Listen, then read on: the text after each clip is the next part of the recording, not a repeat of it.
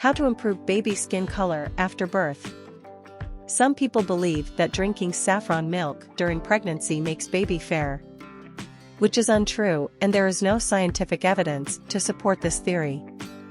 Research from 2017 found that babies' skin changed significantly as they aged and became lighter and less red between the ages of 2 and 20 months. Keeping him hydrated will flush out all of his bodily toxins and impart a naturally glowing skin tone.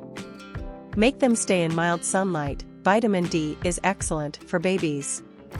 Let your baby bathe in the morning sunlight and absorb Vit D, which will help enhance his skin and also help fight skin infections and diseases.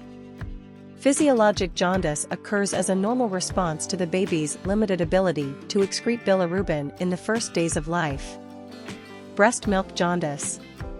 About 2% of breastfed babies develop jaundice after the first 3 to 5 days. It peaks about 2 weeks of age and can persist up to 3 to 12 weeks. Babies can have a variety of skin colors when they are born.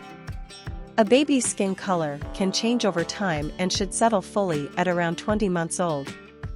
African American and biracial infants may have sensitive skin that's prone to dryness and dark spots, hyperpigmentation.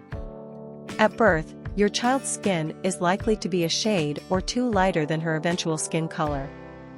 The skin will darken and reach its natural color in the first 2 to 3 weeks. Regarding her skin color, it is completely normal that your baby's complexion is becoming darker with age. Most babies are relatively fair when newborn, but depending on race and genes, the baby's skin then changes during the first year to its real color. So there is no need to worry at all. Please like and subscribe.